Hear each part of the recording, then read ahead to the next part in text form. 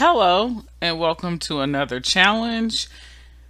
Now we're on day 19, so we're getting closer to Christmas, and we're in a new section, blue teaming. Something fishy is going on. So, first, let me start the machine. And what is our challenge?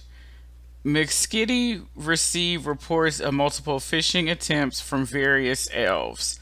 Okay, it looks like we also need to. Okay, if you don't see a virtual machine load, then click the split screen. Okay, okay, I'm gonna do the split screen. Okay. So, McSkitty received reports of multiple phishing attempts from various elves. One of the elves shared that email that was sent to her along with the attachment. The email was forwarded as a .eml file along with the base 64 encoded string in a text file. It's Grinch Enterprises up to their shenanigans. Let's see. Adversaries use a technique known as phishing to attempt to infiltrate a target organization and gain a foothold or initial access. Excuse me, initial access. So here's the definition from MITRE.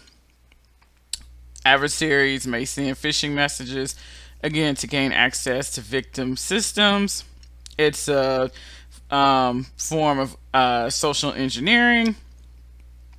So, may send through email, through attachments or links, and that are usually executed on victim systems.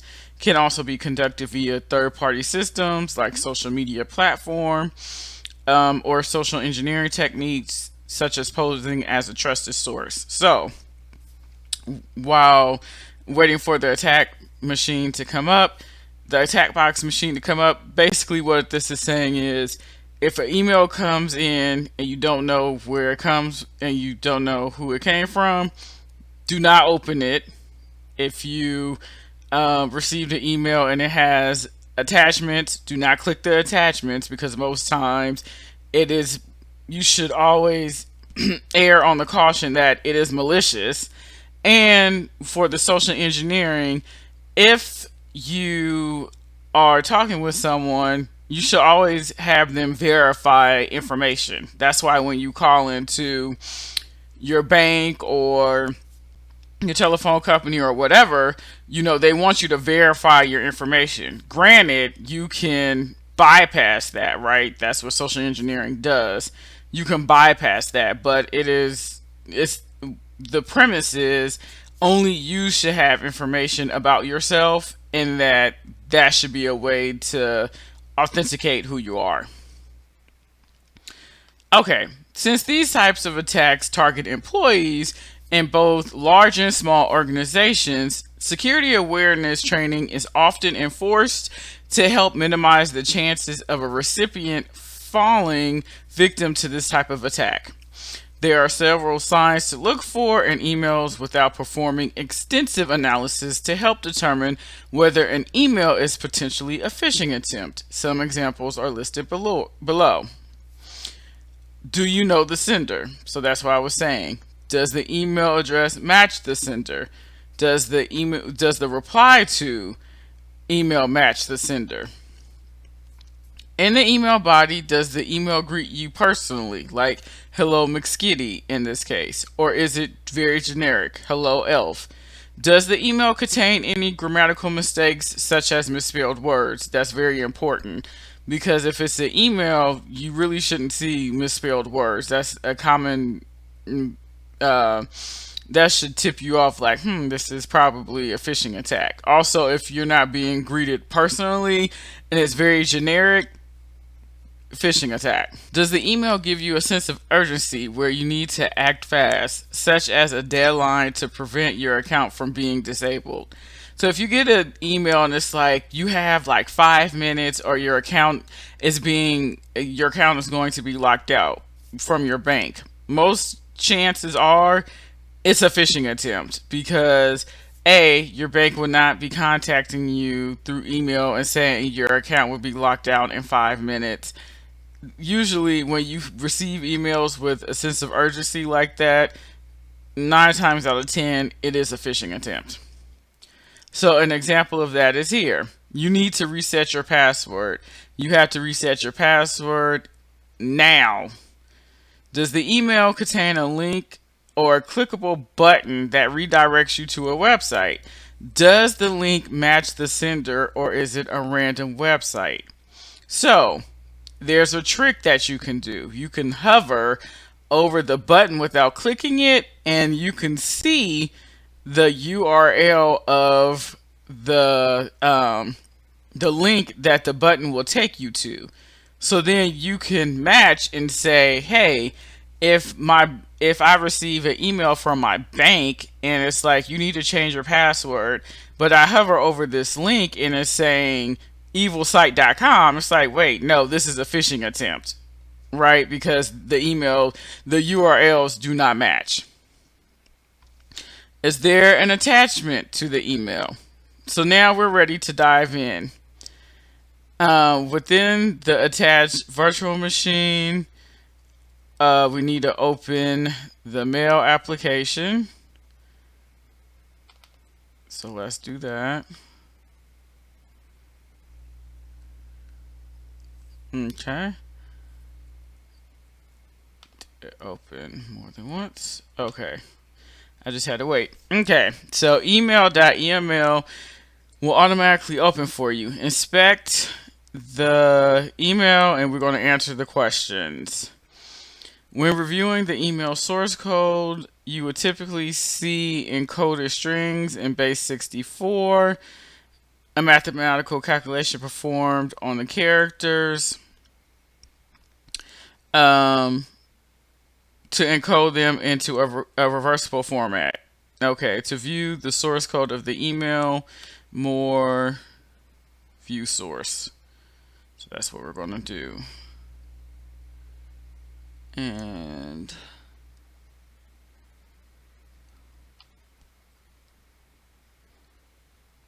okay, so that is here.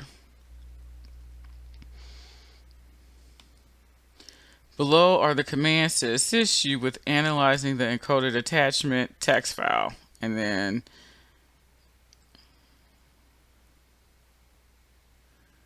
okay.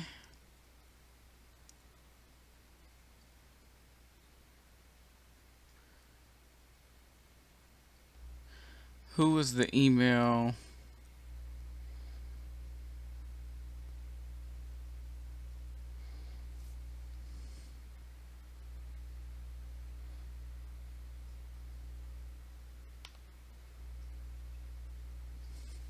Who was the email sent to? Elf McPherson@tbfc.com.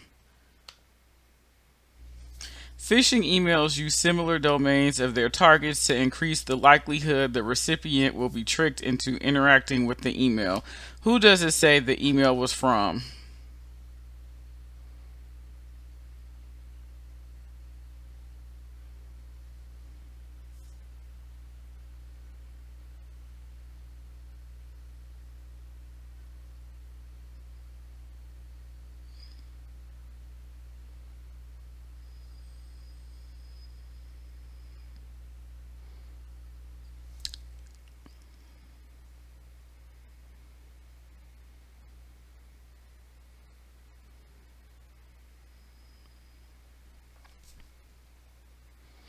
Okay, sometimes phishing emails have a different reply to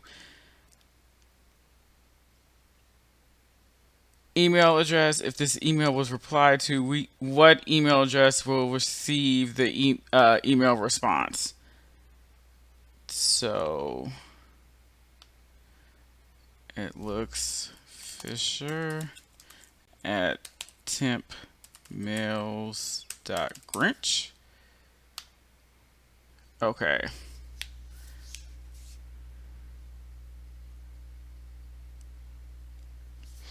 Okay. Customer service at t8fc.info. Okay. Less sophisticated phishing emails will have typos. What is the misspelled word? Has been temporarily limited because you have straight. Oh.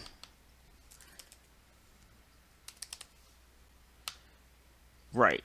The email contains a link that will redirect the recipient to a fraudulent website in an effort to collect credentials. What is the link to the credential harvesting website?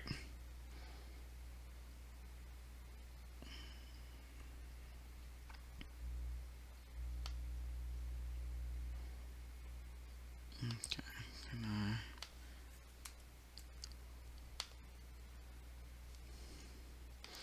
View the email source code. There is an unusual email header. What is the header and its value? So if we go here and X Grinch fish here.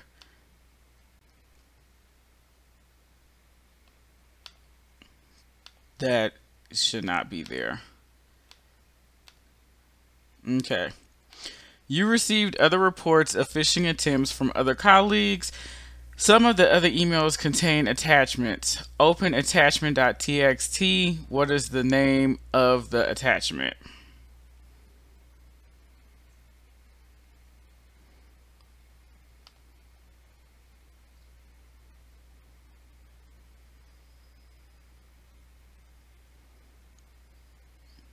Where is.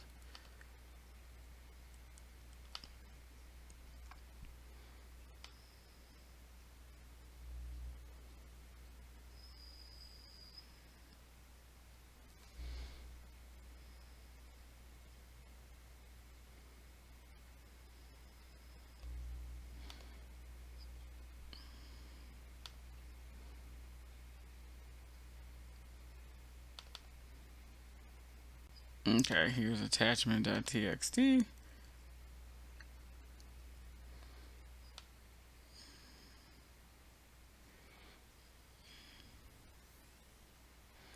What is the name of the attachment? It is password reset instructions.pdf.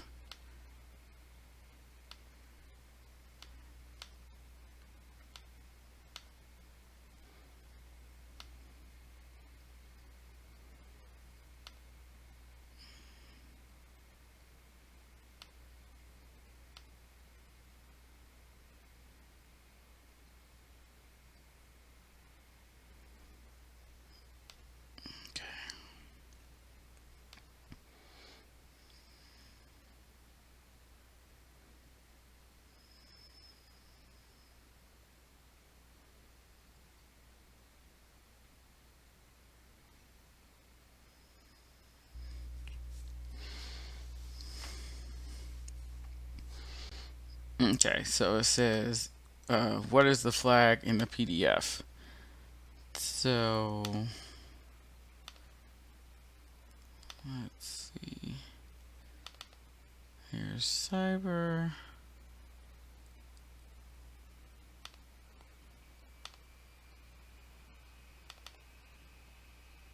Okay, I don't think I need to be here.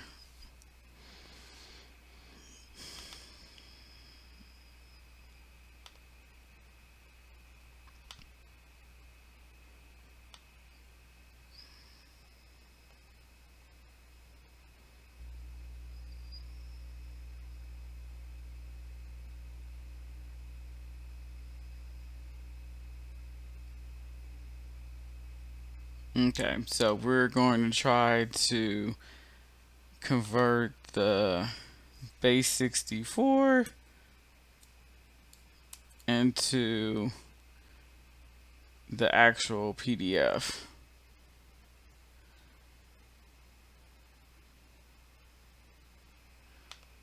Okay, let's do that.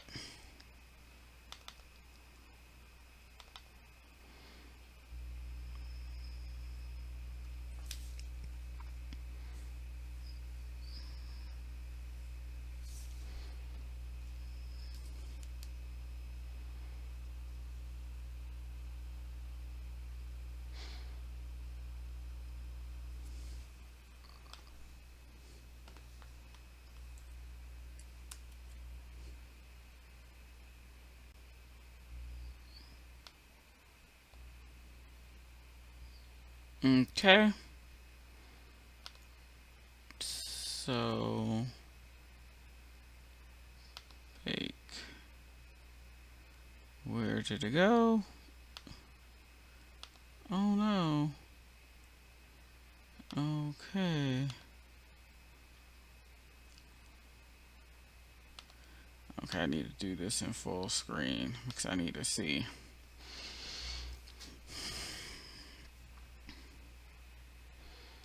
Okay.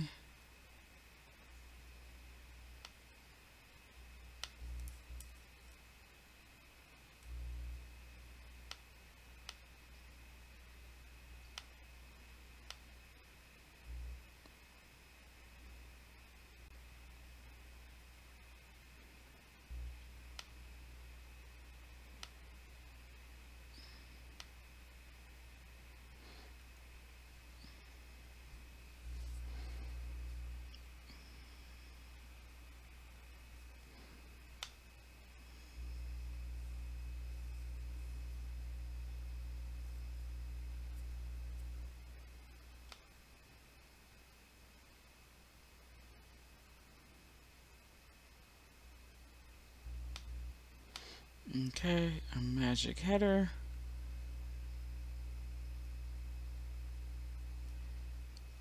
So let me go here.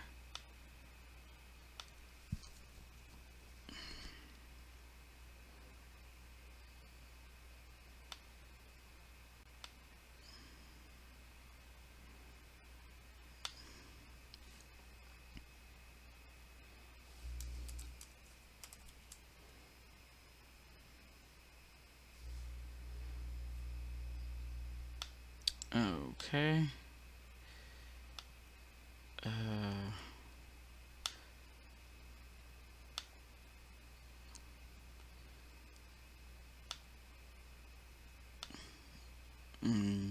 okay. Let me terminate because it seems like there's something going on. Let me try this again. Need to answer the last question.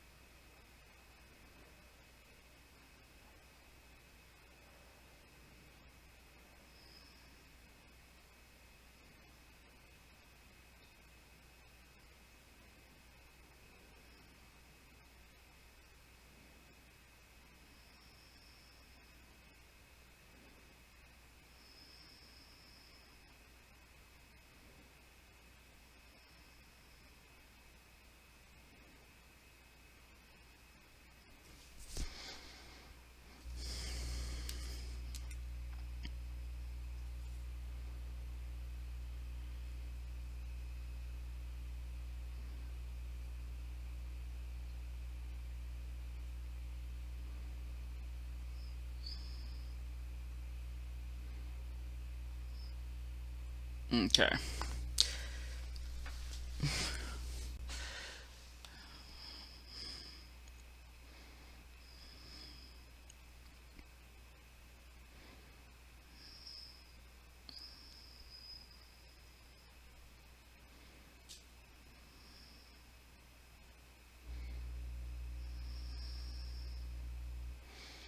Okay, so here's the email artifacts.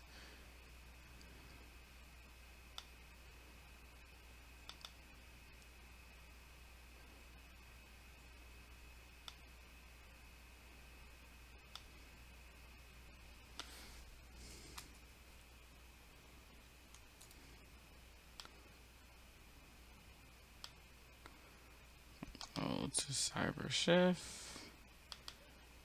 Open it.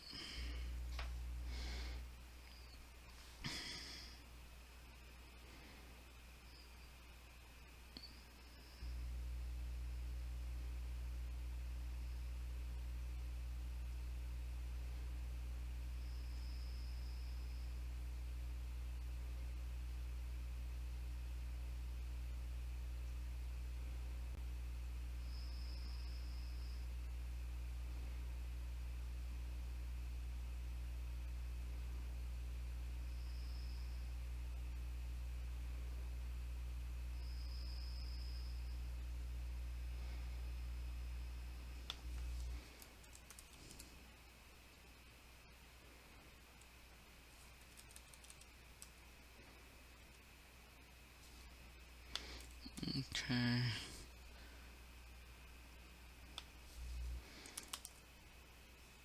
Oops.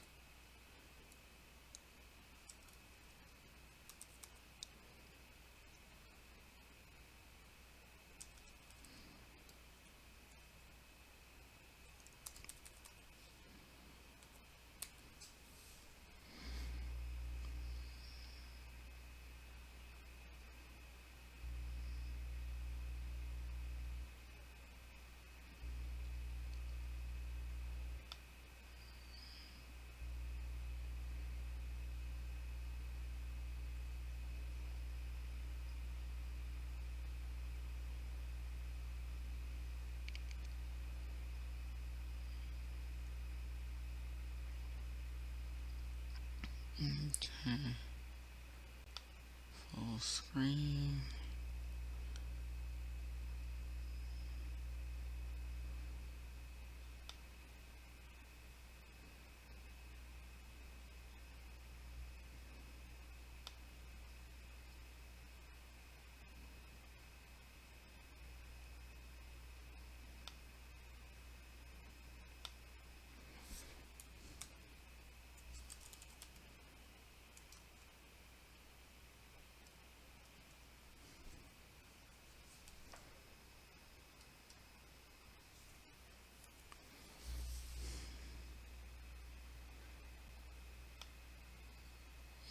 Okay, so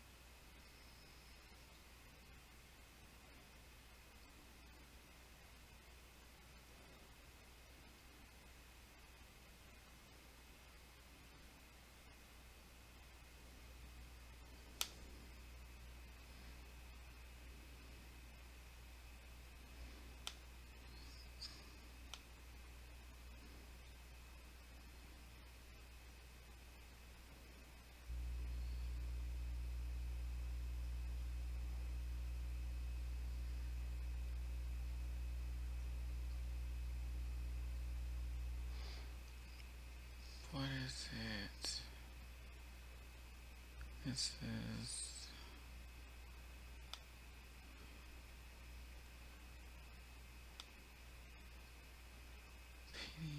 106.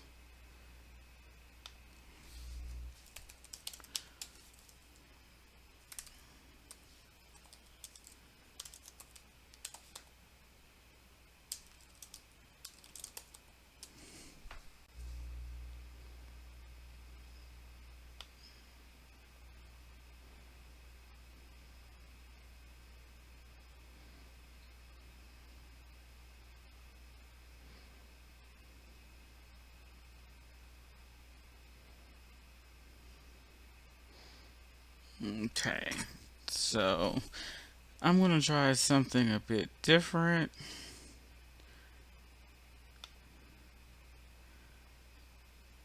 I'm going to copy this.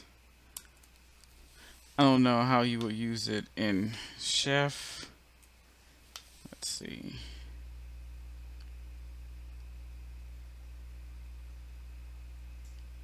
Okay.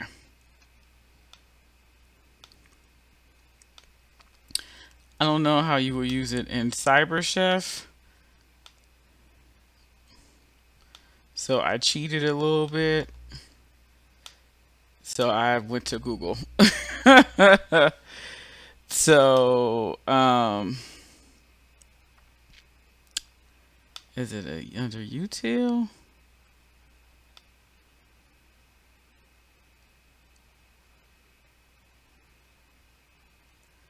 Cause I was trying to find like PDF. I didn't see anything. Hold on, let me see.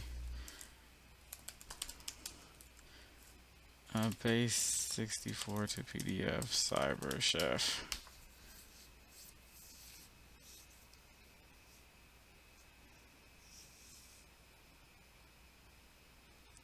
So I didn't see how you would do it in Cyber Chef. So I knew we had the base 64 and we needed to get to the PDF. So I cheated. Yeah, so I cheated. I used something different, but this was fun. I've played with phishing a little bit. Didn't know about the base 64 to PDF, so that was new. So I hope you've learned a lot in this video. I have, and I can't wait to see you in the next one. Have a good day. Bye.